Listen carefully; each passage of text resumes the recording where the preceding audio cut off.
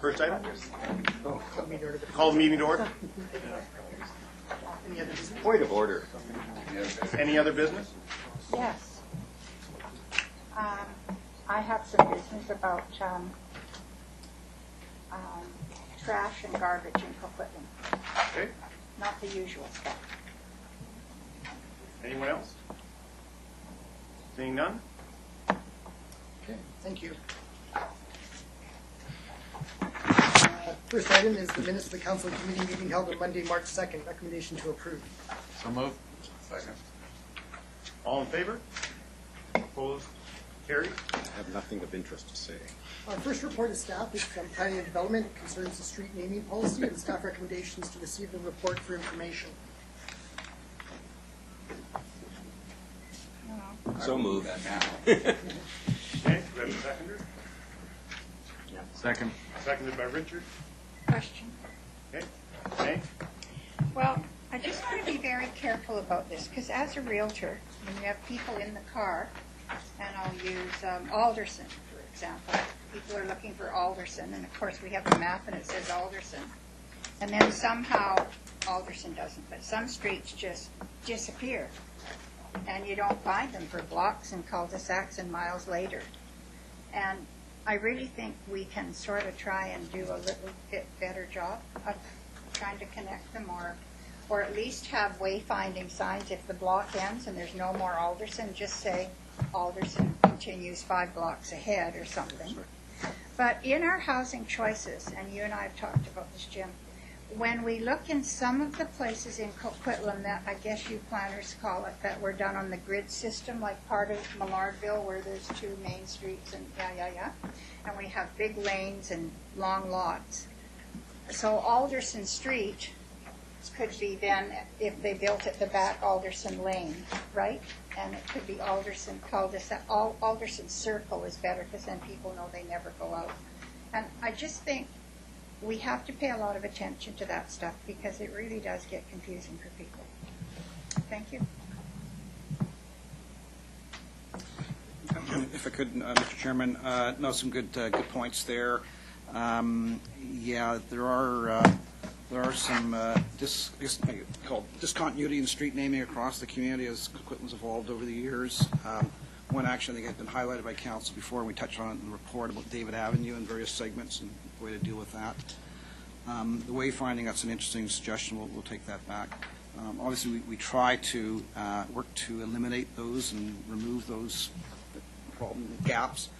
The thing with the lanes, too, that's one thing that's come up. We've seen now with some of the carriage homes at the back, the green streets and that, in our consultation with fire rescue, it's just really driven home the point, pardon the pun, for we need to think about the naming and addressing off those lanes as well. So that's something we'll focus on. May I just add a point? Yep, go ahead. We did check with Canada Post a few years ago about, because they seem to have a lot of input into street naming and stuff too, I guess. I don't know how we got up there, but one of the staff did it. Erica's not here. Maybe she would have remembered. But keeping like Alderson Lane and like Alderson Street and then Alderson Lane or Alderson Court if it's going to end. Do you know what I mean? Like, it all made sense. Once you get to Alderson, you really can't get too lost. Yeah. Thanks. Good. Is that it? Yeah. Okay. Thank you. Terry. Just wanted to underline my support for the decision that was made in the report that says that streets will not be named after living individuals. This has been an issue that I actually wrote about many, many years ago. And there were schools being named after individuals who are 40, 50, 60 years old, and they're going to live for another 20 or 30 years. And I thought, oh boy, they're taking a big risk there. You know, something could go drastically wrong, and they have to. It would be very embarrassing for them or something like that. You never know. So there's some communities that do this, and it's a good short-term thing, but it could be a troublesome thing in the long run. So I'm glad to see you're doing that. And I also saw something in here, the names that are selected, historic and associated with communities should be easily pronounced, but generally people know how to pronounce them. And we don't know how and there's one family that approached us, Proulx. True. And actually, that name has always flummoxed me, that it's an X. And because I think it's Prue, is that right? Yep. Do most people know that? Yeah. Okay. Everybody but you, we didn't Everybody tell but you. me then, okay, good. All right. But I know that the X is kind of silent there, but I didn't know what it was like next to the F. Proulx. Proulx. No. That's right. Okay, good, that's fine. Anyway, just the more important point, though, really supporting the decision not to name anything after a living individual. That's good, thank you. Richard? Then I must be dead. Yeah, and I support the report entirely. We've got some comments today about the possibility, expanding the possibility of having additional streets named after some of our longstanding or historic figures in our past where they don't currently have a street named after them. People long since deceased, and I entirely support the idea of they do have to be deceased. There are some realities associated with those communities that rename something Steve Fondio Drive or something like that, and they ended up having to go back or being pressured to go back and try and make changes, and that's unfortunate all around. Correcting the historic messes. Wagon Wheel Circle, for example, is our only circle. It's not a circle. It's just a street. It's barely bends. But a wagon wheel is a circle. And yet we only have one street named a circle, and it's not even a cul-de-sac. The Victoria thing, we do have to correct those. I have an issue with the report says that the lower Victoria is entirely in Port Coquitlam, yet I thought it was the boundary road at that point, wasn't it? Isn't it lower? It may be the boundary, but I believe anything that's addressed off, it's in Poco, it's on the Oh, south side. all the houses is off, yeah, because it does say that. Our side of the street, they're Coquitlam. Yeah, I assumed it was a boundary road all the way through to Cedar. Yeah. But the report suggests that it. Okay, now I understand what was meant. Sorry, back to the historical anomalies, like Victoria and Victoria, but also like Como Lake. We got to the bottom of Chilco, and the road that extends beyond that is called Como Lake for a couple of blocks, and then it's called Westwood. Because Westwood, everyone that's traveling on Westwood thinks that they're still on Westwood when they become on Como Lake, and then they think they're still on that road when they get onto Chilco. And I don't know that there's anybody that lives on that stretch of Como Lake when it's Como Lake. So could we contemplate rationalizing and shortening, and reducing one street name? Particularly, I mean, Como Lake doesn't make any sense there, because when you hear the traffic report that there's an accident at the corner of Como Lake and Lougheed, everyone's trying to think, well, Como Lake doesn't reach Lougheed. It becomes Ghilardi Way, so they're thinking of the other end of Como Lakes. I'll leave it to you. Of course, that's got nothing to do with you. It should be an engineering issue. That's engineering's fault. This is an odd report to be coming from planning. Just a few comments, Your Worship. Yeah, we're bringing forward the report because, as it's explained in there, it's really through the subdivision. In our subdivision advisory committee, sort of taken this on, and questions have come up over the years, and sort of just ended up in our basket in planning. So we addressed it. Though we did this in consultation with engineering staff, fire rescue, and the like. Those can be annoying situations where you have this, again, inconsistency in road naming through an area. Often it's results of sort of historical changes in road directions over time. So I think originally Westwood came out to Lougheed Highway down by the substation there. The only thing that's going to change roads, I did this once in Kelowna, it's a massive task and a lot of pushback from residents. So it has to be something really compelling and overpowering to do it. But we'll take this away and I'll take it back to the study group and we'll look at it. It's just it's a big piece of work to do. But I want to differentiate between, say, when they renamed Canada Way in Burnaby because of the Canada Games, big outcry because there were hundreds of people who lived on it and their addresses were Canada Way. And I don't know that anyone's address is Como Lake. There might be the water pump is the only thing that's on Como Lake, or maybe there's one house. So I think maybe we do have to bite the bullet every now and then as a generation, because we'll be able to clean things up for Is there any way to clean up Lougheed Highway, the corner of Lougheed Highway and Lougheed Highway, though? Barnett. Where you go down, and if you want to stay on Lougheed Highway, you have to turn left onto Lougheed Highway. Since that's in the major road network, why don't we leave that to Transit? Oh, are you kidding? We actually own the roads, John. Nice try. We only provide funding. Then Are there we'd end restrictions up on changing the name of a major road network? with Well, let East Joseph Cody, speak to that one. North Cody. I had a lot of other ones, but I'll leave it. Okay. That was Great. fun. So I picked up on the same thing that Terry did on the waiting till somebody's deceased before changing, naming something after him. I know different cities do that. I think at one time Canada Post had that policy. They didn't issue stamps for people who were living in, but then they changed over time. And I completely get the reason is because naming something because of their legacy, you don't know until that legacy is complete what it may be. So I completely get where you're coming from. I, however, do note that we have deviated from that policy. And I think developers have named, they have not followed this policy, that they have named names after people that are still living. And I note in the report where it says that while developers are still sort of supplying the names, they're encouraged to follow the policy. And I'm troubled by the word encouraged. I think if it's a policy, it's a policy, and that we have to be firm. And I don't like the idea that there's still some, there's always going to be issues where, that there may be reasons for discussion or concern. But I think if it's a policy, it should be a policy, and we shouldn't just be putting this out as a guiding document. I think it should be considered that these are the rules and that everybody should follow them. On the naming, historical figures, yes. The one that's not listed here are freemen of the city. And that's one where I might say that living, that's a something we bestow on living people within our community, and that would be one that I would take an exception to, make an exception for, and say that with the freemen of the city possibly comes a name or a street. So that would certainly be something I would like the committee to consider. The list of streets here, I think you gave an example, I think it was just sort of some of the ones in the C here, and you've listed some of the streets here in attachment 4.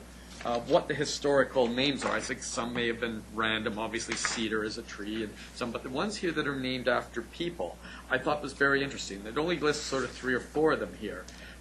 Was this list put together just for this report, or is there a list of all of the streets and what they represent? I'm just curious if that list exists. Through the chair, I'll just provide some initial comments, and Jay may want to weigh in as well, because we listed the assistance of the city archivist with this. No, this is something new. What we have right now is, believe it or not, this is the City of Coquitlam Street Index, and it's just a listing of the street names and the map coordinates. Sometimes you see it in the corner of the map. So what this does, this database, takes it to sort of a higher level, if you will. The earlier discussion was, can we not, we're to explore creating a registry of street names. So what we looked at is, let's take the list and let's find out what we can about the origins of it. And so this is where You said we have 1,000 streets. I would be really curious to know how some of the names we have. Well, the purpose of this list is actually to arrive at that point. It's just we're not going to drop tools and do it. It's going to happen over time.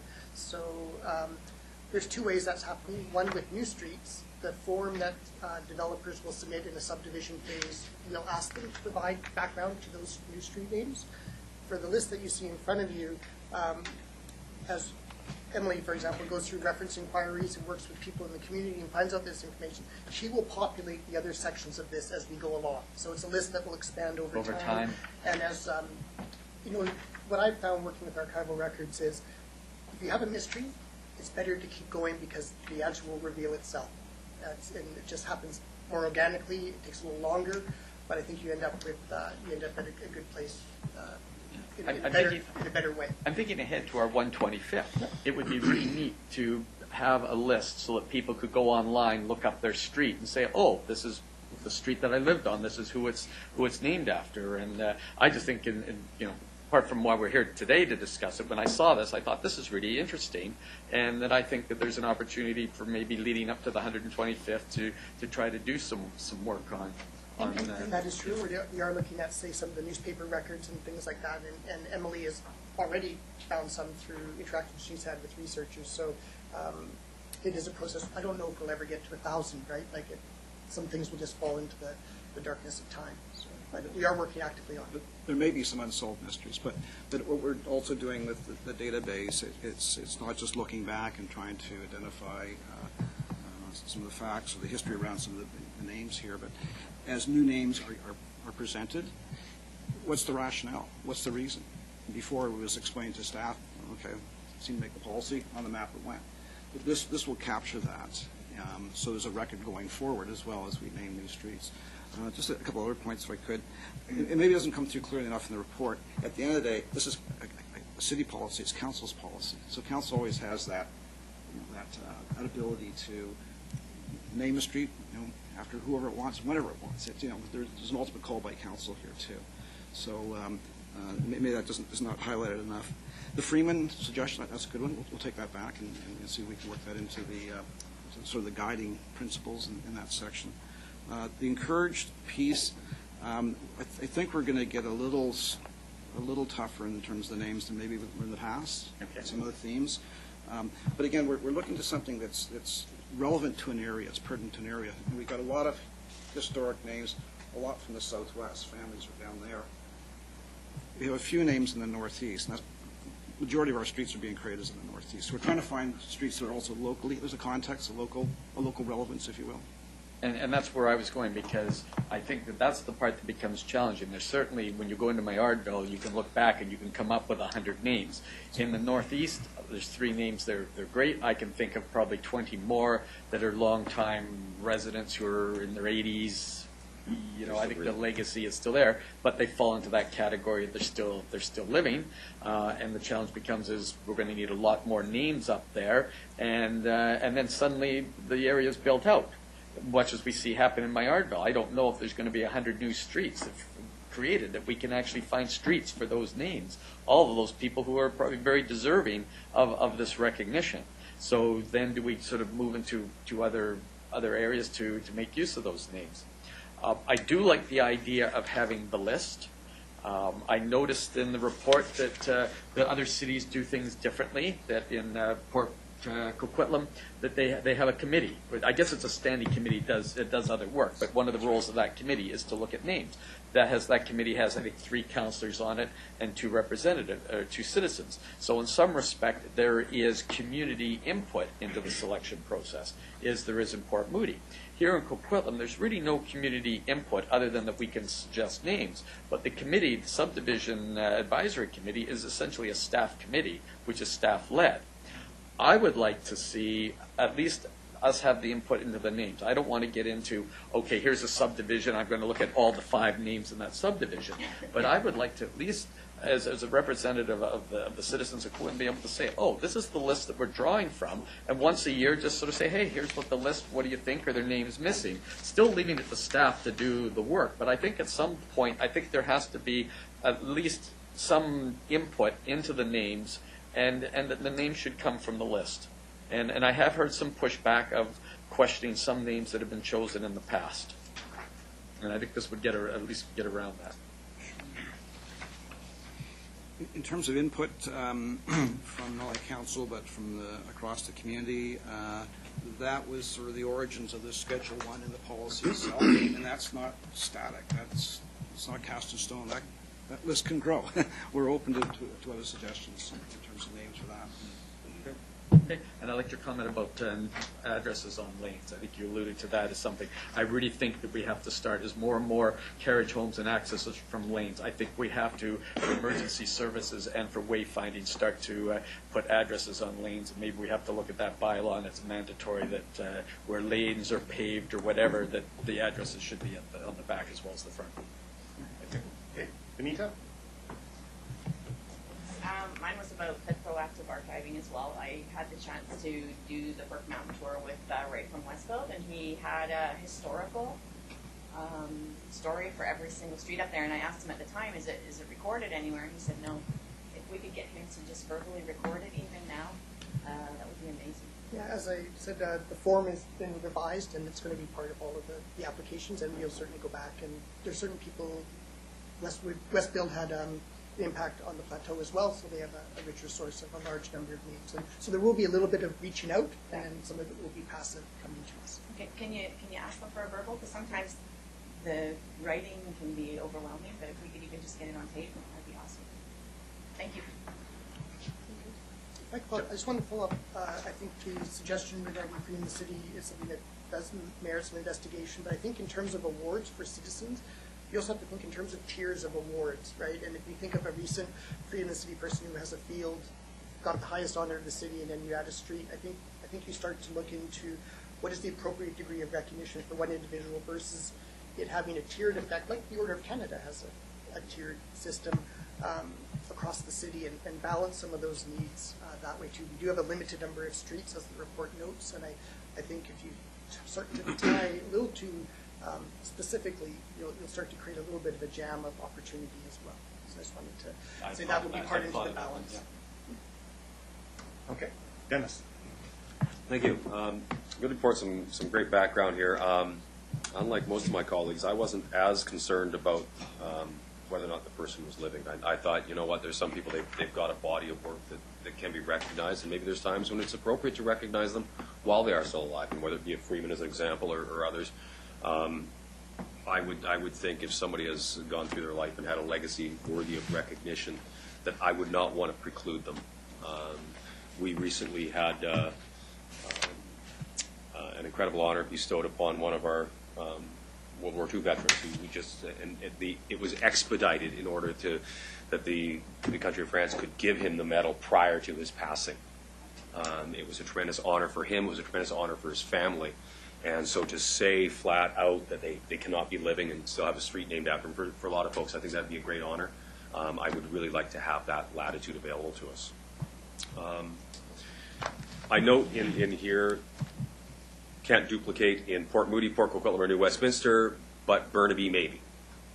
And I'm wondering why we would have Burnaby maybe if there's a significant distance between the boundary, but we wouldn't use a similar rule to our neighboring New Westminster, Port Moody, Port Coquitlam, just from a uniformity perspective. Well, certainly we try to avoid duplication, confusion, emergency response, well, maybe less so, but other delivery and just location. The thinking there was Burnaby's a pretty large municipality, and the same way, aside from like major streets in Vancouver, we wouldn't be looking at any conflicts there. But so there may be some areas on the far west side, far south side of Burnaby that may be less of an issue if there is the same street name. I'm suspecting, though, if we shift more into honoring pioneers and heritage figures and that, I'm not so sure we're going to have those street naming conflicts as much maybe as in the past with some of the more based around themes. But that was the thinking. It's just further afield and immediate. I would just think from a consistency perspective, we might just go with all of them, because the other pieces that aren't mentioned here at all are Ranmore and Belcarra. So are they up for grabs? Do we treat them like Burnaby? Do we treat them like Port Moody? How do we treat them? So if there was just a standard that, we prefer not to have duplication, period, end of statement, with anybody that's kind of immediately on our borders. And the last piece, to Councillor Hodges' comment with regards to who has the ultimate decision-making here, Subdivision Advisory Committee. I don't want this to come to council on an ongoing basis and say, hey, what do you think? I don't want a specific committee for it.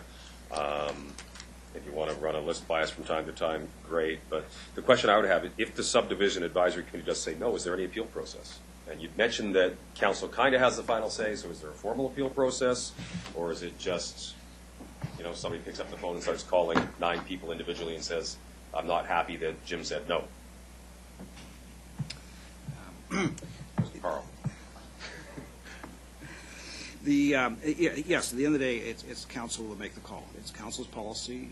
Council, it's just indicated in the policy here, along with others, community groups and individuals can suggest names, can propose names, and that category of names in the end are approved by council. So that's for the final call that we made. If there is a conflict, I guess we can spell it out here, but it would go up through the same chain of command, if you will, with a subdivision application.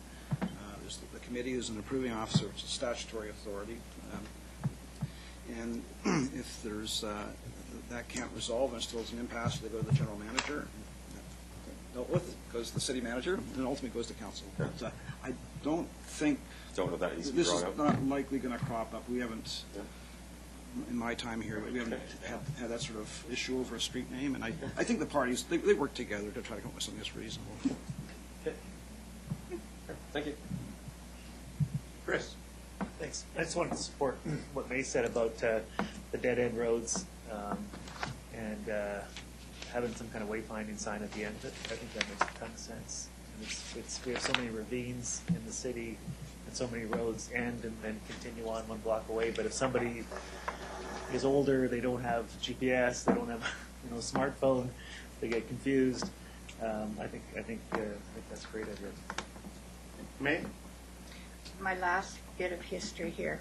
When we did the plateau, and I see some older people here from council, yes, as Tom's looking around. We had birdland up there. There's one group of streets that they decided that somebody named it one bird, and then all the other birds got in. So as a realtor, where do you live? Birdland. Okay, know where you are. Flowerland, there's dahlia, and there's jasmine, and there's magnolia, and there's camellia, and we all know where they are. And then in Scott Creek, and I think you had something to do with this one, somebody had bought a new car. Was it you? Somebody bought a new car, and they so now we have Nash and Rambler and all of those. So for a while it was themes. And did you know that, Jim? Yeah. Well, anyhow, we went through the theme thing, so maybe we could expand on some of the themes, but that goes back to the 90s and late 80s. And last, the reason that we don't want to do that, because when people who don't live here arrive in the Tri-Cities, it's sort of like arriving for your first time in Palm Springs. Half the people don't know it's Palm Springs, Cathedral City, Rancho Mirage, Palm Desert. They all think they're in one city, and they get lost real easy. So of course, I have to, make us look like Palm Springs here, but with our weather, we have been. But when they arrive in Port Moody, sometimes they don't know where the boundaries are for those three. And so if we have streets with the same name, it really causes confusion. I know you know how to get home, but lots of people don't. There's a joke. Thanks, Brent. Okay, thank you. I just have some comments. I guess one part where there is pronunciation, it should be easy to pronounce, and I'm thinking, how do you justify or how do you deal with that? I mean, we're becoming more multicultural, more people within here. Some people will look at, I say myself, or Zerillo, do you get that? Or Dozeki, do those type of names. So, and even some of the names that are there now. So I really think if you're going to name the name of a historical people or anything, you should put the name up there and let people, they'll work it out. There'll be a proper pronunciation, but TransLink has our automated bus stops, and now this is the name's not, it's not right. But I think that's a problem there. Some people say, well, our names or this name or these people would never be included just because. And for some people it's easy to pronounce, some people it won't be. We had Gislason or Gislason or whatever, back and forth, and there's different names up there that come up there. So I'm just concerned about that one thing by eliminating people. Some people that there's just no choice. So I think that needs some tweaking on that. As Edmondson. Yes, it's been done. I really think names should be area specific for the historical people. I think if you were to name a street up in northeast Coquitlam again for someone in Malarba, it would really, for a lot of people who've been up there a long time, not go over well. It wouldn't relate to the historical reasoning for the name. So I think if you're looking at people and what they've done, if they're in an area historically, it should be within that area in that list. And so that to me should be area specific.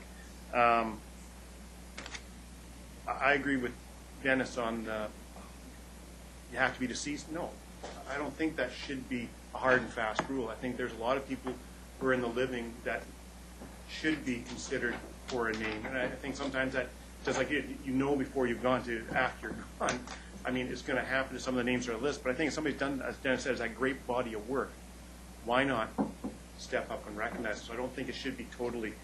I see you. I see the two of you. Do you want to go back and take them outside? But, you know, I think, you know, even if somebody dies and somebody says, well, there could be something if they're living could come up. Well, you could name somebody after they passed away, then something could come up later anyway. So you're always facing that potential possibility. It's not, so, I mean, I think it shouldn't be totally ruled out. I think you should do it in exceptional circumstances. And I think the example that Dennis used was quite appropriate. But those are some of my comments, and I will go with Terry, then. Okay, so. We're not debating, remember? I'm not debating. I want to speak to the issue of naming streets after living or deceased people. And perhaps I didn't explain the full reason why I have the position that I have. There's one thing to honor an individual by appointing him or her, giving him or her freedom of the city, but it's another thing to actually name a street in honor of somebody. That certainly would honor a living person. It certainly honors the living person, but it may also affect 10, 20, 30, 40 families. They have to live with that name, which is fine for the most part. But then all of a sudden, let's use the example of Steve Fine. It becomes an embarrassment. And then does that name have to be changed? And then it becomes like a bureaucratic problem, post office for people to change their address and everything like that. So this issue is about more than just honoring people. It's also about the people who have to live with that decision on the street. And I just think it's so much safer and so much more appropriate to honor somebody with the name of the street after they've deceased. Because I think it's just, it could create too many problems. It's a big risk. And it's not just the city that is making that decision for itself, and it's not just about the city and the person who's being honored. It also affects hundreds of thousands of people who end up living on that street and may end up really regretting that decision that the city made. Okay. Richard? Same thing. It's got to be an extenuating circumstance. I suspect that anyone would say Rick Hansen is a different reality because a number of years have passed and all of the work that he's done is a different reality than those communities that somewhat quickly made a decision related to another personality, for example. So I think it has to be an extenuating circumstance. I like the idea that, generally speaking, we don't name buildings, we don't name civic facilities after living people, but we have. We have. And we can.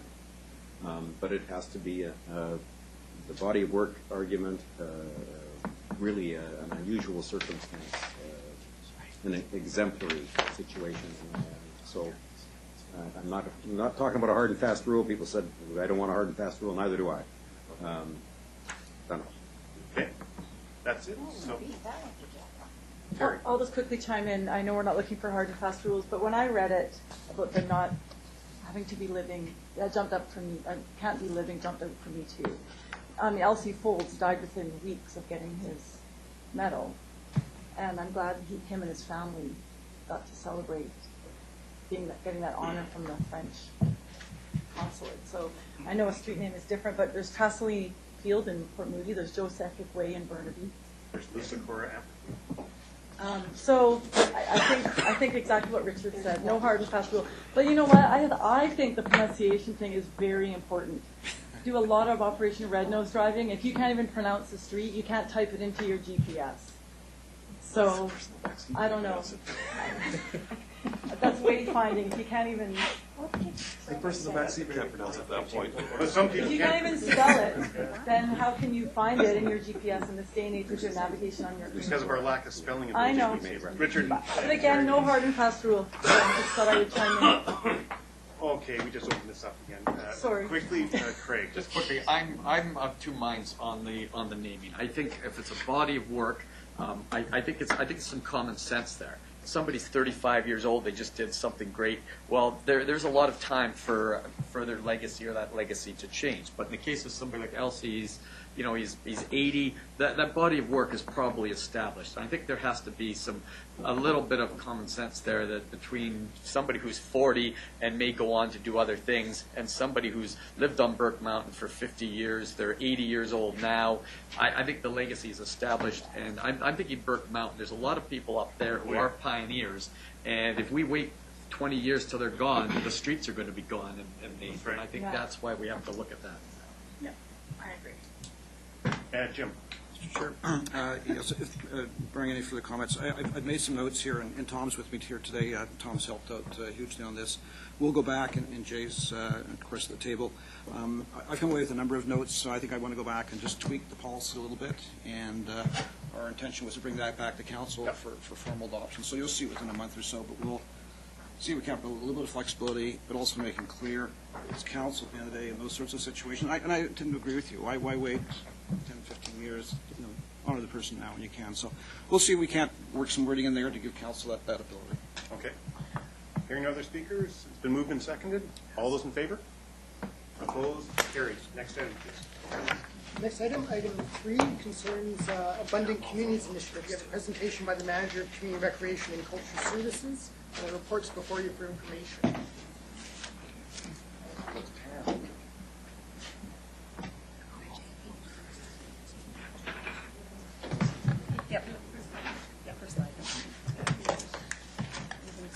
I'll make a, yes, if I can make a, good afternoon, Council. Come back after spring break. Mary Morrison Clark is joining me today. Just wanted to talk about what is really more of an operational initiative for us, but it is an interesting initiative we felt Council should be made aware of.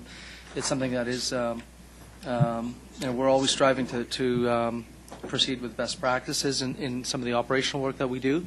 And this has lots of potential to help us in the future, to help people engage one another, and it is really a low-cost and a low-resource type of initiative that we're pursuing. So with that comment in mind, I will let Mary Morrison Clark do a brief presentation. Thank you.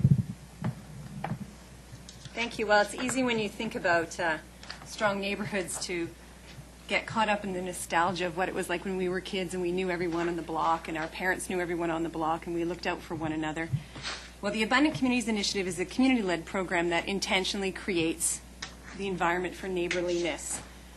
Most people want to know their neighbors. We might not want to be friends with them, but we'd like to know who they are, and we'd like to know that we're looking out for one another and that maybe we share some same aspirations as neighbors and that we're able to come together in times of need or in times of celebration. So the Abundant Communities Initiative connects people to their neighbors and engages people in sharing their gifts and strengths with one another. When staff attended a session on this initiative at a conference, the presenters talked about the neighborhoods that they had done this initiative in, and they talked about seniors that were less isolated, kids that interacted with adults, and the community sharing a vision of being connected. So I'm going to show 2 news clips for you today that show they're just little brief news clips that captivate the essence of this initiative better than I ever could. The first video is from Global TV in Edmonton, and this is after the initiative was launched in the neighborhood of Strathcona, for those of you that know Edmonton. The second video is phase 2 of the initiative and shows how it can work in apartment buildings. And you may be asking, why are we telling you about this now? Well, one of the reasons is that engaged neighbors equal engaged citizens, and we have 2 major events coming up next year where we need engaged folks to be part of the 55-plus games and the 125th celebration. So this is a timely part of our volunteer engagement process. So Jay's going to help me get the first. Oh, that's not the one. It should be, that's the second one I want to show. So it should be, I think we saved it on the desktop. Global TV in Edmonton wouldn't let me embed the video, so you have to bear with us.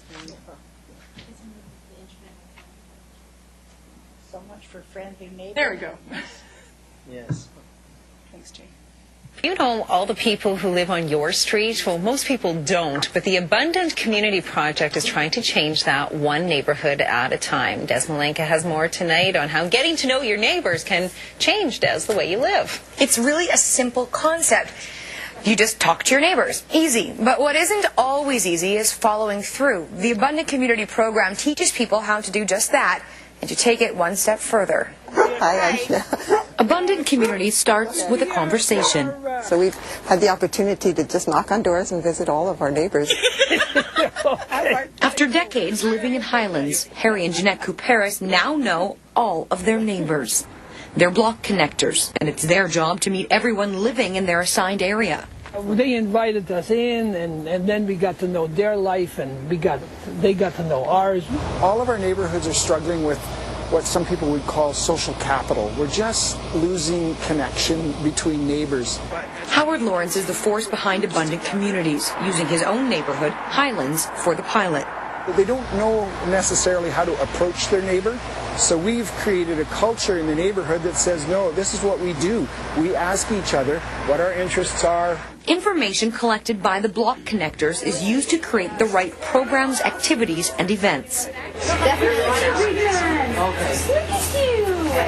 Like this new moms group.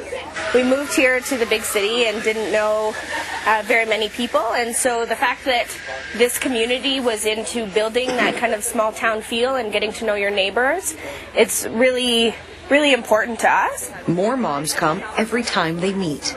And you don't even realize the people who live so close to you and have so much in common until you actually get out and start talking to people. I think the more neighborly we become and the more we can support each other and be creative with each other is a real enrichment. It's just the beginning of Abundant Communities blossoming in Edmonton, but it's a start the organizer is proud of. I think it has a bright future for making neighborhoods into villages again. Howard Lawrence says they're being followed by a university in the United States for a documentary, and several other cities are already asking how this works. Edmonton was chosen for this because we are one of the only cities with an extensive network of established community leagues. That's a nice feather in our cap, isn't it? So what about other communities? How can they get involved? Well, lots of other neighborhoods want to be involved, and all... Let's go to the next one. You don't need to hear them talking about how great Edmonton is. Oh. This is the second example. You knew everybody, everybody knew you. Doors were always open. You know, everybody was walking in whenever they wanted to just to say hi. For Nikki Campbell and her boyfriend, moving to a downtown Edmonton apartment from small-town Melville, Saskatchewan, has been a bit of a culture shock. You would see people in the halls, but they'd be walking with their head downs, and nobody would say hi to you or, you know, or hold doors for you or anything like that. It was just very much in and out. Living only steps away from practically hundreds of neighbors, she realized she knew none of them. A growing trend, phase 2 of a city pilot project called the Abundant Communities Initiative, is trying to change. At one time it did exist. It was something that, a community would come together. They didn't have all the resources that they needed, and so they would pool them. Because now we're so independent, and everything that you need you can obtain yourself through financial means. We're separated in that respect. But Abundant Communities has the potential to remind people that you don't have to be alone. How you doing? As a block connector for the Kitchener Park neighborhood, Danny Hoyt's job is to get neighbors interacting. So tonight, he's hosting Games Night. And for Campbell, this has become a perfect strategy to get to know those next door. It was definitely a little weird at first, just because you really don't know everybody and you don't know if everybody's going to like the games or each other. But it worked out well. And the second one we went to, just those same people came, so it was a lot more comfortable, and bringing everybody else in kind of helped. So Colleen, what do you do? I run a daycare center. And while breaking the ice with complete strangers may seem like a roll of the dice, Hoyt believes it's the remedy to more than increasing urban isolation. A lot of studies are showing that a connected neighbor is a happy neighbor. People are generally better off when they're well connected to the neighbors and to their community. A sense of community Campbell is determined to continue no matter where she makes her next move. probably bring something over to my neighbor's house and let them know who we are and why we've moved in, and hopefully be able to meet the rest of their families. If you would like to learn more about the Abundant Communities Initiative here in our city, head to abundantcommunity.com and search Edmonton. For Shaw TV, I'm Brianne McLaughlin.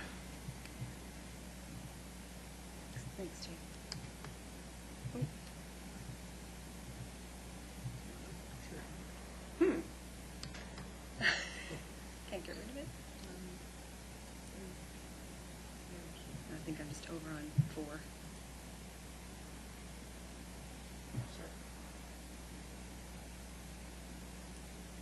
Just click on 4, yeah. Okay. So the initiative is a simple structure. In the Edmonton example, you have the block connector who initiates a conversation with everyone on their block or in the building. And you find block connectors by simply saying, who's the friendliest person on your block? You'll see by the outcomes report that we attached from Edmonton that there's a great interest in being a block connector in the Edmonton communities, that people like that role. The connector or neighborhood coordinator is the support person to the block connectors, and they usually support about 50 of them or 1,000 households. In Edmonton, this role is a volunteer role, but in Strathcona, the business associations liked the idea so much that they actually came up with an honorarium for the block connectors so that they could have a little honorarium for what they're doing. So when we heard the presentation from Edmonton, the folks explained that when they explain abundant communities to a professional group, the professionals freak out and think, oh, you're going to have people knocking on doors and collecting information. But when they share the presentation to neighbors, the neighbors go, oh, no, we're fine with that because that's just Bob from down the street. We don't mind sharing some information. And I think that points to the importance of it really being a community-led initiative and not a city-run initiative at all. So our next steps are to host a workshop for community associations or interested citizens and residents. And actually this morning, the ED from Place Maillardville read about this initiative on the website and phoned right away to say we want to host the workshop in Place Maillardville. So that's wonderful. If there is interest from the community, a steering team will be formed with a limited representation from the city. And the Edmonton team has agreed to support any associations or any group that forms and wants to take this on. So just wanted to share that with you today and we'll get your thoughts. Okay. May. Well, in a way, I like this, and in a way, I think it's a sad commentary on the times when people have to be taught how to speak to their neighbors. I guess the younger generations are going to have even more trouble because they don't even talk anymore. They just text. And how sad that is. I heard on the news through the last week or so that some school is going to actually have teachers come in teaching children how to talk to one another, how to have conversations. And what a sad, sad world we're living in. This is really, really sad. When I read this, I wondered, I didn't see this on the work plan as an A, B, or C priority, so I want to know where that came from and where we're going to find all the time to do it. The other thing, it makes me rather sad that we have community associations, and for years we sort of babied them, and then we just dropped them, and now they run very efficiently on their own, doing all kinds of things that we don't know about. We have neighborhoods that have always done block parties, and we just let them go ahead and do their thing. So I sort of think that we're in there now. The block connectors used to be the block watch parents that used to have the signs in when if a child was in trouble to run there. And those folks knew everybody in the neighborhood. And then we also started with our community policing block watch, where we'd have someone who was the head of that block, and they knew everyone on the block and emergency phone numbers and did stuff like that. All this stuff just seems to go by, and then it becomes, I guess, redressed up in new shoes, put some lipstick on, and it comes out as a new program. And there is room for the program. I just wonder, and I love it when you come up with new things, so there always has to be room for new things. Yes. But I just wonder where the time and that is going to come from this, and how it got in your A, B, or C priority list. because I can't get on there, so I want to know how this did. If I can make a comment. Thank you. I appreciate being protective of our business plan. We are too, as you know, we're very focused on the business plan priorities. The business plan priorities that Council adopted in, because the 16th of February, they did talk about high-level activities. We do a lot of operational work in many areas, recreation, parks, arts and culture. Typically, those are defined, the business plan priorities are defined as those that are high level. And we do a lot of day-to-day activities that are operational in nature, and particularly if they have a low resource, low impact in terms of our costs, and because this is really a program about the community itself would run this, we just really are assisting in getting this developed.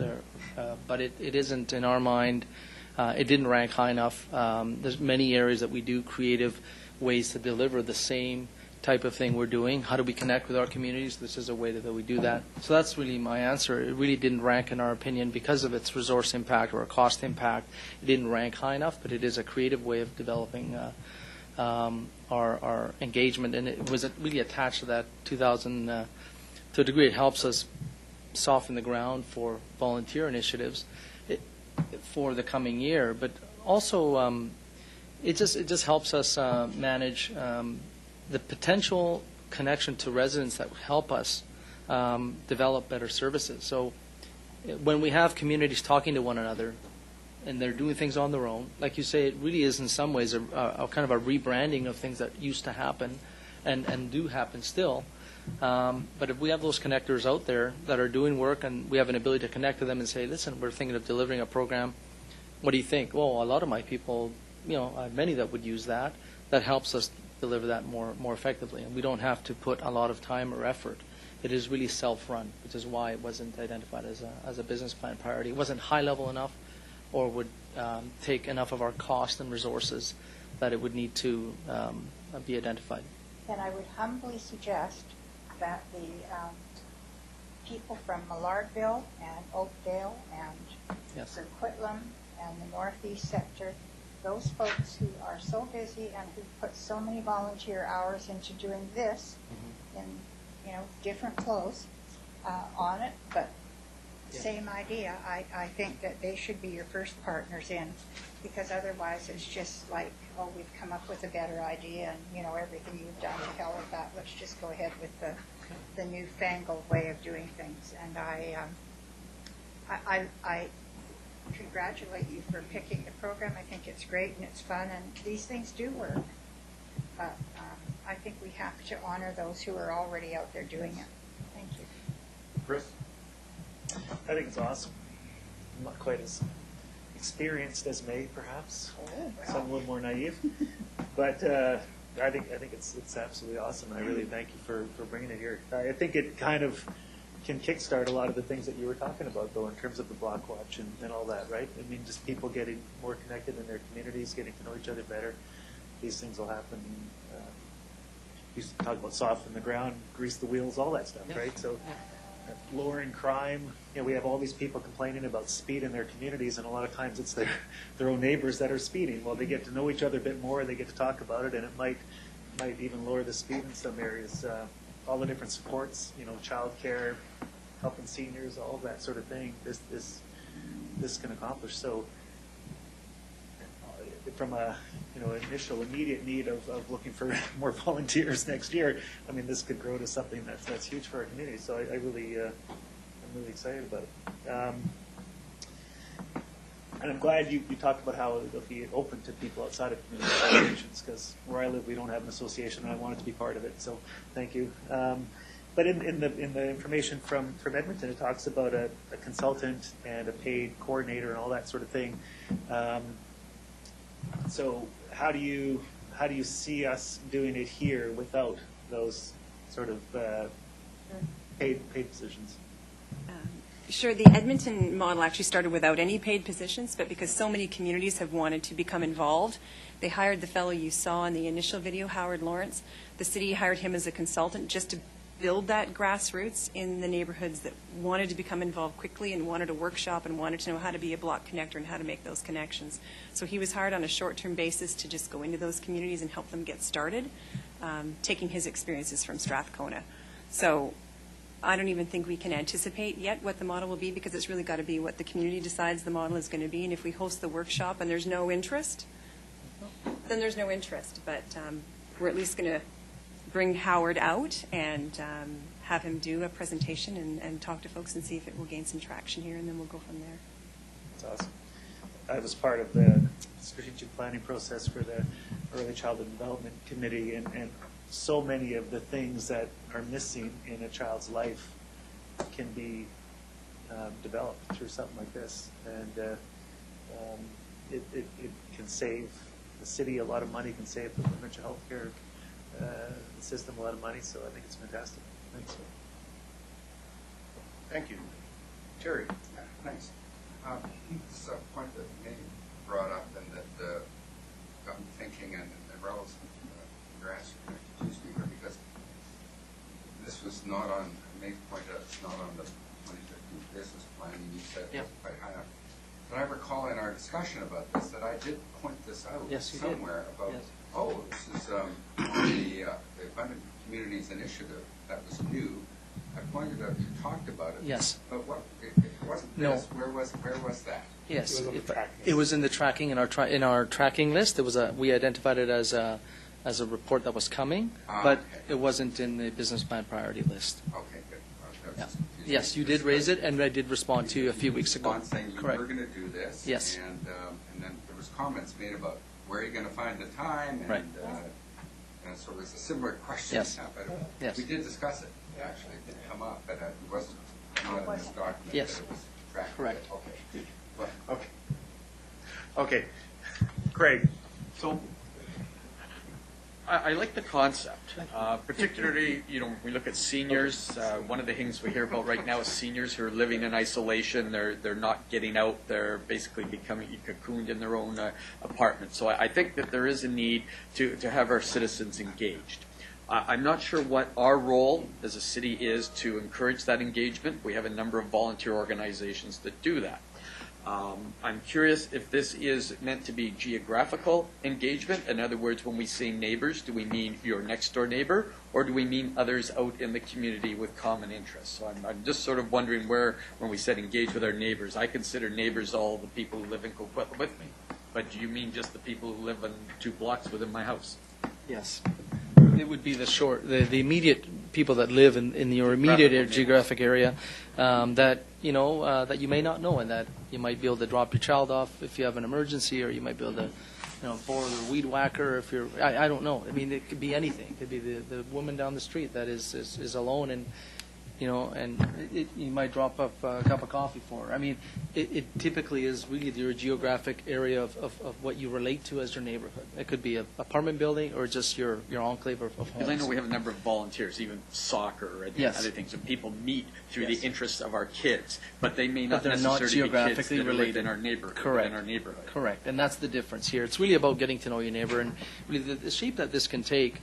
At this point, it's a low cost, low resource. We want to, we're not taking over a social connection role. The city is not intending to do that, but we are intending to highlight for community groups and for residents, those that are interested, an opportunity for them to understand a system of neighborliness that they may be able to engage others with, that can help them feel more connected, less isolated, have some resources available to them, and it really is something that we're kickstarting on a very low scale. If it happens that this blooms, I mean, it really goes wonderfully well, and we see that there's other opportunities, then we would come back to council, report out how it's going, and that if it's taking a turn for a larger resource implication, we would obviously come back to council and say, listen, it looks like it's so good, we need to add resources, and we need to enter into this area, the secondary phase, and is council interested in that? These are the benefits. We could do more research. And so at this point, it's really a very low cost and low impact, and I think high social benefit to the community. But it is geographically based, and it is intended to connect people in their immediate neighborhood. So And I agree with the concept. I know that I just want to make sure we're not reinventing something that's already happening out there. We have some areas of the cities that have very strong neighborhood associations. Sometimes they develop over a common issue of concern. Right. Sometimes they are just people of like mind who live in a specific area. And some of our community associations are certainly stronger than others. I recall last year I brought forward a suggestion that we should look at having a liaison, a staff liaison, to assist those community associations, because to help them through some of the red tape at City Hall if they had issues, whether it was around getting a signboard done or something else. And at that time I was told we didn't have the resources to do that we couldn't support these community associations with a person. Right. Now I'm hearing that we are going to start another initiative. I get that it's different, but there are some similarities. So I just want to make sure that we're not reinventing something that's already out there, that we support the existing programs and volunteers that are there, and we don't forget about them. One of the things that I've been really pushing for is to have more block parties in the city. And I think that's simple. They've been around for decades.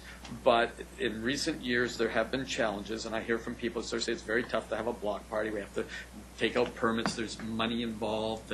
And we talked about for next year with the 125, trying to have 125 block parties. So before we start off on a new initiative, maybe you can just sort of take a moment to sort of tell me where we are with supporting some of these other things, such as block parties, and what we're doing to encourage the things we already know how to do. Yes, sounds good. Mary? Sure, I can take a minute to give you an update on the block parties. We've actually modernized the system for block parties, and we'll be launching it briefly with corporate communications. You can go on the website now and apply for a block party. We're doing a soft launch this summer of the new process because engineering has traditionally only done about 18 block parties a year, so we didn't want to overwhelm them maybe by having 50 or 100 this summer. So we've just we've made the processes simpler by having an online way of communicating to the other departments as well. Last year everything was faxed to the other departments, and the person that was hosting the block party would have to go to the works yard to pick up the very heavy barriers. We're looking at some lightweight barriers that we'll store at Poirier Sport and Leisure because it's open longer. You can pick them up any time, throw them in any size car, be on your way for your block party. So this is the year that we're simplifying the processes, knowing that that's what's coming next year is the push for 125.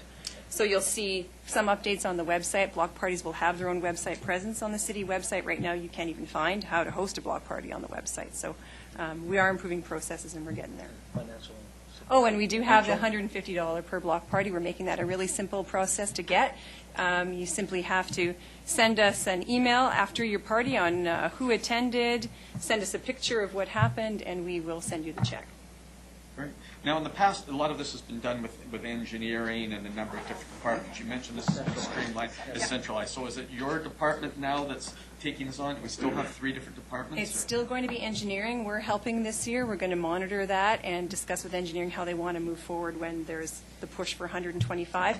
The plan that we've talked about with engineering, we haven't confirmed this yet, is to perhaps move that whole process over to the events office under Parks, Rec, and Culture. That's see. where we see it going, but of course we've got to work with engineering, Yeah. make sure the process is seamless. But you see, if this goes ahead, this would be part of your department. It would seem to me, if this is going to be part of your department, it might make sense to bring block parties and all of this into one common area. Yes. That's where we feel it's going to go. Okay, thank you. Thank you. I have myself down here next. I think this is a great initiative, and I think it deals with social isolation in our neighborhoods, especially when we talk about a lot of new people coming, new immigrants, new people to the area. And I think when you're talking about the coordinator, the block is about tailoring those programs to that neighborhood and to the community that's there and what their interests are. I think it's great to go to as community associations and to residents that want to have it. But it's on a block by block to get to your neighbor. That's very more immediate. You know, I was part of an association, president of an association, but associations, the people that go there tend to be large area specific, not right down to the block. So we can get people from those associations on their blocks then to be more engaged. And I think, to me, that this initiative will lead to having those block parties. I think sometimes if you don't know everybody on the street, throwing a block party is a real difficulty. But if you get the initiative to start out with getting to know your neighbors, and then you throw a block party, it becomes more successful, and I think it'll work better. I don't see this, hopefully, as taking up a lot of city resources. What I think what you're trying to do, and what I read the report, is you're planting a seed and giving some staff to start it up and get it going. But it's the community that's going to own and be successful. If the community doesn't take it up, it won't be successful. If the community does, they're going to take it, run with it, and make it whatever it's going to be. And so, to me, I don't think there's going to be a lot, but I think when I look at Block Watch, that always comes down as more of a policing. It's not so much getting to know all your neighbors, it's a specific role. But it can help, and I think Chris pointed it out, it can help in a lot of different areas. So I fully support this going forward. I think with our, from my street going from 5 houses to 30, 35 houses, and the lack of communication that was there before, it was smaller and larger now, just because it's harder to meet the people because there's so many more people. So I think the ways that we can, and different people of different ethnics living in our communities, and how we pull them in, I think this thing, by having somebody in that area, go around, talk to those neighbors, engage, find out what the neighborhood's like, then try to tailor it back to them. I think it's a good idea. It's worth trying. I think we want to get our neighbors better engaged, and we should try that. We talked about this. I think Rich and I, we've been around a couple of years talking about social isolations, and I give you guys credit for seeing this, and let's give it a try. Nothing ventured, nothing gained. So I support this going forward. Dennis? A number of the comments I had, I think, have been expressed. I want to echo what May has to say. It's unfortunate that you think we have to create plans to teach people how to meet each other. Yeah. I live on a very busy street, and we have a block party every year. We don't close the city. We don't close the street. We don't make any applications to the city. We just have 24 homes that get an invitation to somebody's yard, and it's bring your own steak or whatever it happens to be. It doesn't need to be a program. You look to what's happening in Burke Mountain right now in the social media. There's a Burke Mountain community Facebook page that's very active. So when they talked on the video about trying to get to know who's there, the tools are out there. It's whether or not people choose to use them. Ours formed just by people just talking when you're doing your yard work, and it just kind of balloons out from there. So it's unfortunate that we think we have to intercede on something like this and show people how. My preference would be that we, just on the website somewhere, have some general information about how to form a neighborhood association, or just some basic stuff. It concerns me when I see part of their piece on page 4 talking about paying somebody $10,000 a year to introduce themselves to their neighbors. That scares the absolute crap out of me when I then hear, well, if this balloons, we might want to look at resources. I don't think our taxpayers need to spend our money hiring people to teach our residents how to talk to each other and how to host a party. I think that's a little bit outside the scope of our city roles. If I can, yes, that's not the intent. The intent clearly at this point is to, and as Mary mentioned, it could be that all we do is have our workshop and show people. Because some people, in some ways, I agree, it's not the best commentary on the state of our social connections. Admittedly, though, it is a reality. I mean, I don't know all my neighbors, and I've never been able to drop my kids off with anyone. I mean, and I tend to go faster in my neighborhood because I hate to say that. If I knew all the kids on the street, I might slow down. I think human nature is what it is, and but we certainly are. Our core business in Parks, Recreation, and Culture isn't about becoming a social agency or showing people the basics of being a good neighbor. But I think we can play a role in a very simple workshop, show people that there is resources out there to help them connect with one another, and let them go off on their own. And hopefully you could also, those people can then become resources for us to understand what they're looking for in recreation and then help us maybe deliver programming as a resource on the ground. But I agree with you. Our role isn't to go deeper, but it can play a role in showing people something. The piece on here, the potential cost implication of it was a concern for me. Yeah. To look and say, here's some connection points. And maybe it's a piece on the website that just how to connect in our community, and different neighborhood associations, how to start an association. Put pieces up about various Facebook pages that are out there, just so people have access to the information, so they know, if I want to find out what's going on, I can go here, go from there. We have so many sources in our community to find out what's going on and what's active, whether it be Snap and their community page and all these different things. There's so many pieces. I really don't want to start down the slippery slope of recreating a wheel that already exists and does operate. We do have people that are in their homes and they don't want to engage. We have folks in our neighborhood that don't come to the block parties. Why? They just choose not to. Yeah. We have seniors in the neighborhood I grew up in that they won't answer the door if you knock, because they don't know who you are. So we're not going to get past that. So I really don't want to go too deep and see us spending a significant amount of money that is probably better served elsewhere. Thanks. Thank you. Hey, Richard. I really like the concept behind this. It's well recognized, it's well studied, the evolution of housing and of neighborhoods in the 80s and 90s and 70s for that matter. But primarily as we got to the two-car garage and the garage door closed and people didn't meet their neighbors. They were cocooned inside their homes. The neo-traditional housing movement, and we've got a whole bunch of that kind of development up on Burke Mountain, for example, which is a front porch and parking in the back. And so people walking down the street, they can talk to the people on the front porch, and it actually works. So we've seen success stories, and we certainly see a lot more engagement among their neighbors.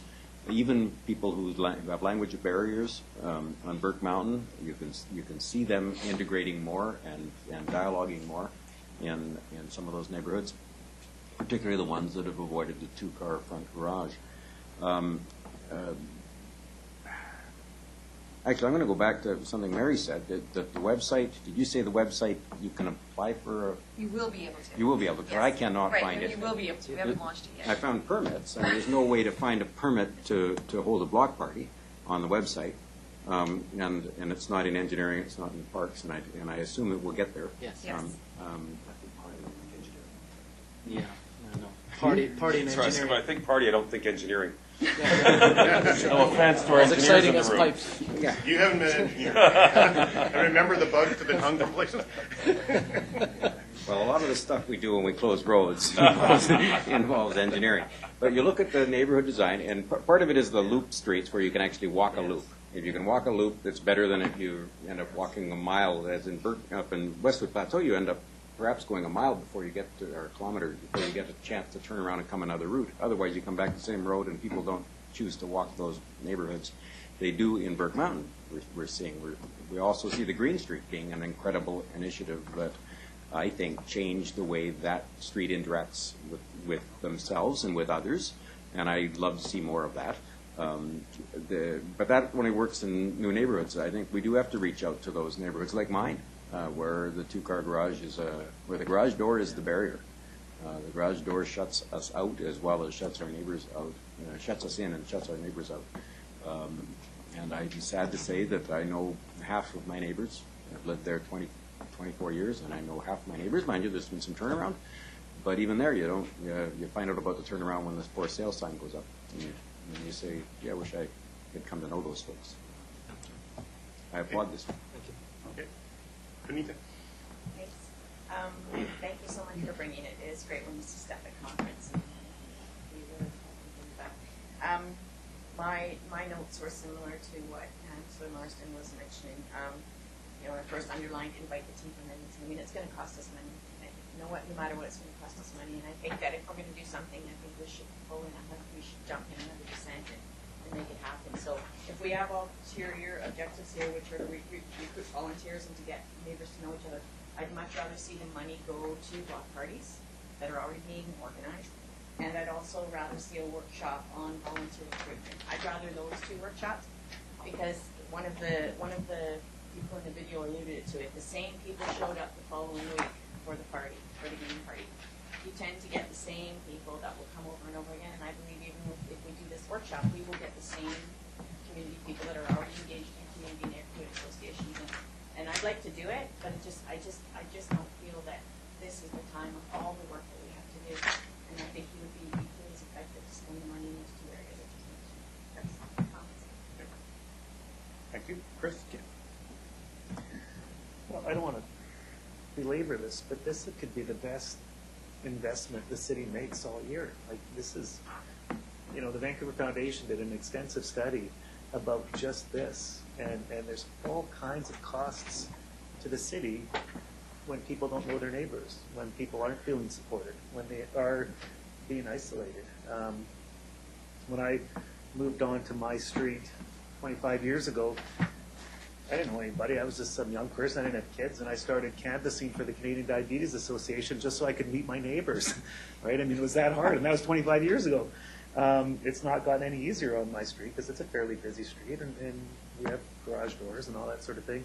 This is Dr. John McKnight is an expert in asset-based development around the world, right? I mean, this community asset-based development has been proven over and over again to really work. And this particular program has been proven to work as well. And so, yeah, I think it's great that some people have great connections with their neighbors already. But that's a very small minority in our city. And, you know, we are having problems with garbage collection, for example, and elderly people can't pull their garbage can up the end of their driveway. Well, you know, maybe through this, they find somebody 2 doors down who has no problem pulling their garbage can up to the end of the driveway, and all of a sudden the garbage problem is fixed there, right? We have problems with garbage cans being unlocked for too long up in Burke Mountain. Well, maybe there's volunteers that don't mind going around unlocking people's garbage cans later in the morning. You know, I don't know. But we will never know these things until we start bringing our neighborhoods together and people start to get to know each other and feel that sense of cooperation. So, you know, I asked that question about the consultants and salary because I see this, not that I want to spend money, but if it requires spending money, I think it's an incredibly good investment for our city, and I think the returns on it would be astronomical. So, yeah. So I hope we do it, and I hope it's very successful. It's something it would be. Thanks. Okay. Thank you, Chris. We need or I'll move to receive it. Okay. Seconded by Terry. May? One more. Have you had this to the Multicultural Committee? Because that's one community that it's going to be really important that we get into, and with a program like this. And I don't know if it's appropriate, but I think it can go to most committees. I think the multicultural could be brought to it too. But I think it's really to go out to the neighborhoods. I think we're talking about Chris saying is on that street in the neighborhood. I get that, but if we could just get some volunteers to start in some of the multicultural communities. If you go to the Plateau, I can show you 2 blocks where you'll never even find anybody home knocking on the doors, and that's something that we face. Yeah. Yeah. No, you can do that. You can do that. Yeah. Okay. So, all in favor? Opposed? Carried. Thank you.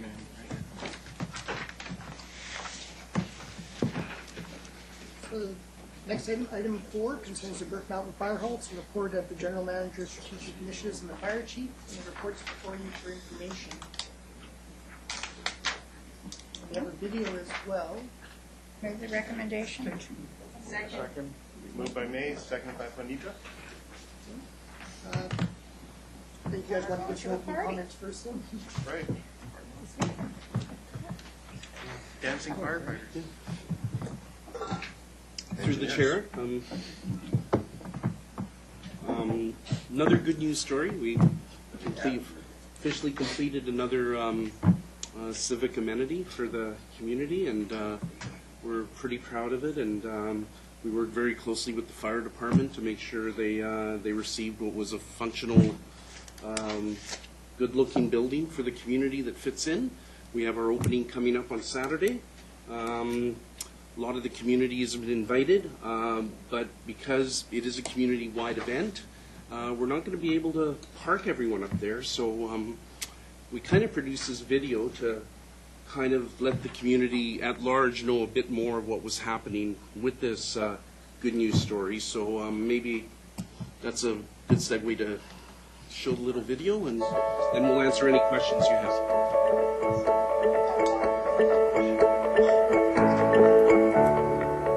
The new Firehall here is going to be a public life safety structure that's built for the community, for not only to meet the current needs, but to meet the growing needs of this community for now and for the next 50 to 100 years. I think it's a great addition to the community. I think it's well positioned for the future development in this area. It's a huge improvement. Guys are excited to work out of here. Guys are excited to visit the hall. It is a beautiful state-of-the-art facility, great new training grounds, and it's a much better facility than the old Fire Hall on Coastal Meridian. The old hall was a real necessity because of the disconnect between northeast Coquitlam and the rest of Coquitlam. The new Fire Hall really means added safety and security, an emergency resource, and support for all the new residents of the area and the future residents for the area as well. It's an important new building for the community in that it's going to provide a gathering place during a large event like an earthquake, a large emergency. It is anything but traditional as far as technology and some of the design features. Built to a post-seismic of 1.5 times the usual ratings for building. It also contains a lot of energy-saving features that will bear well for the taxpayers and the community in years to come.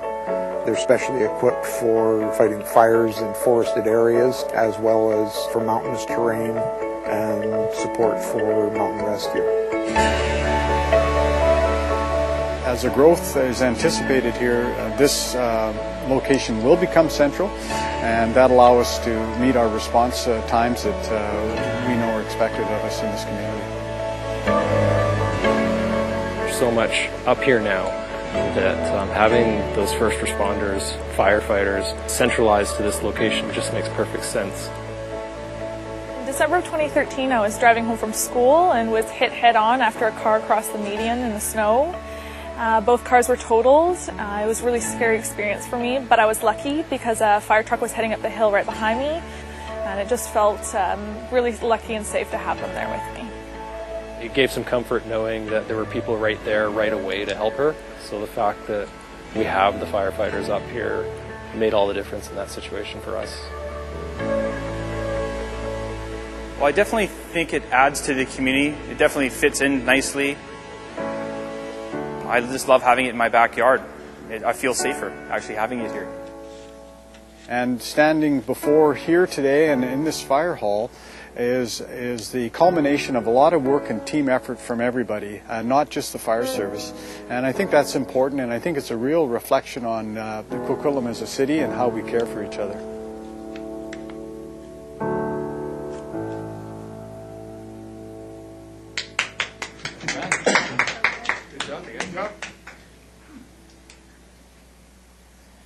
Stars are born. Over to you, Wayne. I just wanted to acknowledge Kathleen Vincent, Corporate Communications, in helping us put that together. We started planning for the hall opening in December with Perry and his group, and Kathleen from Corporate and from Fire as well. And she's done a tremendous job. Kathleen suggested that we make a video because of our limited access to all of Coquitlam when we were going to open up the hall, and I thought it was a very good suggestion. And we used a local videographer as well to help us do that. But really appreciate Kathleen's insight from Corporate on that. We've seen in recent times not only the benefit of corporate communications for this type of endeavor, but also with the fire we had on Glen, with using media to get messaging out to the citizens around the smoke and things like that. So Kathleen's been very good at showing us how important that media is, and it's really nice to have her influence in that. So I wanted to thank Kathleen for that as well. Okay, thank you. We have May. Yeah, kudos to communications. You have done an excellent job. Thank you. You had mentioned comparators and new things that we've put in this hall. So when on costs and then cost savings, do you have anything that we can put out to the public? are you looking at some major expenses, or are they just sort of a little bit below average everywhere? I'm not sure I follow. You mean as far as... You had said that somewhere in there you said it Energy was savings. energy savings, more efficiency. You know, are we talking big dollars here, or are we talking little dollars? It's yet to be seen. I anticipate fairly decent, significant savings. I think that's important for the citizens to know. I really do. Yeah. So, looking forward to the opening. Yes, me too. Chris. Have we, I know it's difficult to invite the whole community, but have we invited the Freedom of the City recipients to something like this? Would that make sense? A more personal invitation to select people? Yeah, no, we haven't. We may have missed that. We were targeting the neighborhood at large there because of the size and the parking issues, and to get to know them. Not unlike the idea behind the abundant communities, in a way, have them come down and see the fire halls as well, so that we can accommodate them. You know, there'll be some, former people involved that had interest and were stakeholders in the fire hall, and of course Northeast Ratepayers Association, some of the former fire chiefs, things like that. There'll be some former councillors there as well, but we hadn't thought of Freedom of the City. That's certainly something we can look at as well. I'm not aware how many recipients would we be looking at Freedom of the City. Do we know how many there are? 6, 5. Yeah, that's. I can't make it either, so that you take there we go. Take my spot. Take your spot. I think it's great. Thanks. Well, thank you for the presentation. As a Terry. Will there be the media there on Saturday? Media will be. No. Yeah, my understanding, they've also part of the VIP tour. They're not formally invited. They may tend to have someone show up, but they weren't formally invited. This would be a fun event for staff to cover because it's a community spirit of community event too. Yeah, there'll be an official photographer there, but media wasn't formally invited. That's it. Well, once again, I want to thank you, and for the people in the Burke Mountain Northeast Coquitlam Fire Services, a lady who has a bridge. The David Avenue is actually Eleanor Ward Bridge, and one of the things Eleanor Ward and the Northeast Ratepayers had pushed for many, many years, and Craig can attest to this, is a permanent paid fire hall in the Northeast. So for this day, for the safety and the security of the people in the Northeast, it's a great day, and it'll be a great day on there as long as we can order up the weather as a nice sunny day. So hopefully that will happen. But thank you for your presentation. Thank you. All those in favor? Opposed? Carried. Crystal ball. Mr. Chair, we had one other business item concerning trash and garbage. It was raised by Councillor Reid. I had a call from a lady who didn't give me her name, but she has lived in the community for a long time, and she was calling again. Apparently, she talks to our staff quite a lot about garbage and refuse along United Boulevard in Marmont. And her and some of her neighbors go out and clean up. And she wondered if the bylaws, because residents are supposed to be looking after their boulevards, are not out there cleaning up garbage and stuff. She said because some of it just looks atrocious when people come into our community. And I guess she said when she has called our staff that she notices within a few days it's been cleaned up, but then it's out there again. And she wonders if, I told her to watch today so she could hear the discussion. She wonders if there is some kind of bylaw that would require people to clean up the garbage in front of their houses, and if they can be fined for not doing so, and what would a better process be. And we discussed having some signage out there. This is not your garbage can, sort of sarcastic, funny signs about just litter and stuff like that. And so I brought it up, as I said I would, and I don't know if anyone else has any comments. So just, are you talking about United Boulevard in the industrial area, or are you talking? No, she said United Boulevard, and then I would suggest she's coming over King Edward at Marmont, and so that. Okay. That is where she's saying in all of that area. And I said, well, United Boulevard's a little different. It's sort of, you know, the industrial area and that, but still people shouldn't be throwing garbage out. And it's mostly cups and stuff people get from, you know, drive-through places. And Marmont especially, she said, looks just terrible. So I just brought it up. I've done it. Whatever you can do would be great. Yeah, I think Joseph has got that. I do know we have volunteer people for area for litter pickup in those areas. I don't know if there's a group in that area. Some of the streets that are major streets with trucks going down, like United Boulevard and stuff, litter comes out of those trucks, which is hard for people to look after. But I think Joseph has got it, and we'll look after it. Thank you. So we'll look after it. Yeah. Thank you. That's it. That's Chris. it. I've been in some community, or seen some communities that have, you know, reminders on, you know, some signs around the community, you know, take care of your trash and that sort of thing. Just driving into Burnaby on Morehead Highway, I think there's one. Have we ever talked about that? Because I've had a lot of people complain about trash as well on the streets. Has that ever been something that's been discussed in the last 5 or 10 years that you know?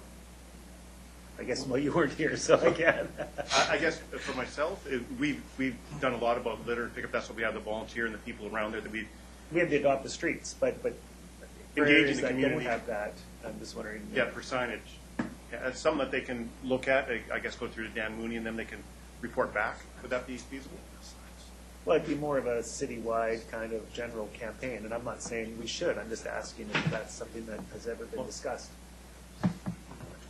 Through your worship, I'm not sure about the background, but what I can offer to you is that we will look at signage. I have a lot of experience with even very funny signage, as Councillor Reid mentioned it. Unfortunately, I find it in a way very frustrating that it seems that we need to hire somebody to teach people how to meet others.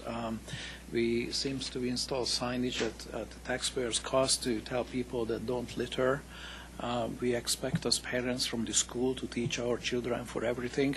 But anyway, I think the bottom line is we are more than prepared to look into it. We have a map of the Adopt a Street program for the entire city, and our engineering public works department would never refuse requests from volunteers who say, hey, there is a problem here, we are prepared to help, but you come and help us too. So we would be more than happy to work with anybody. We obviously cannot do everything on our own. There are practicalities, but there's a lot of things what we can do and we can do better.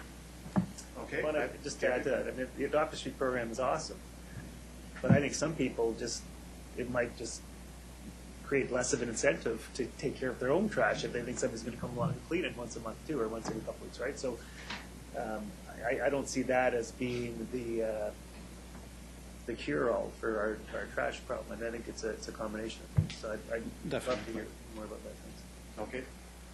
Terry O'Neill. Yeah, thanks. John Rancher's raised a good point about, what's the balance of you got litter on the street, or you get visual pollution with more signs along the side of the street. If we want to go there with the expense. The Adopt a Street program, I think, might be the way of going, and I had a question about that. What sort of annual promotion is there for the Adopt a Street, and who handles that? Is it just a passive thing that's on our website somewhere, or is there at least once a year that we alert people to the fact that they can adopt a street? Do we know? I don't recall any campaign or alike over the last year or so. We know that we have a map that we maintain actively, and I know that if we receive complaints from areas which are looked after and signed that they are looked after by volunteers, then we would also notify them. But I'll be happy to look into it and report back. Maybe even just on our own website or Facebook page once or twice a year, where we urge people to look into this for the X number of streets or blocks that aren't now covered by the excellent program. Thank you. Terry Town. I was just going to mention that maybe the Adopt a Street program could be tied into with the Approaching Communities initiative. Because my kids and I, we adopted our street a year or two ago, and when we're out picking up the litter, which I did, rather than complaining about it, I thought, rather than just complaining about the litter, so when these people call and complain, clean it up, right? Do something. But while we're out cleaning it up, neighbors come out, and we've gotten to know our neighbors that way. They come out and thank us, and they join in and help, and next thing you know, we've got 5 people helping us. So that could go in with as something to do with the abundant communities. Get to know your neighbors and actually get something done at the same time. One of my neighbors copied me and took a garbage bag to Mundy Park, Como Lake, and Miller Park one day and cleaned it up. So it is contagious. So just a thought. We can certainly look at that. Okay, thank you. Move adjournment? Second. Second. All in favor? We'll take a 10-minute break. Well, that's it.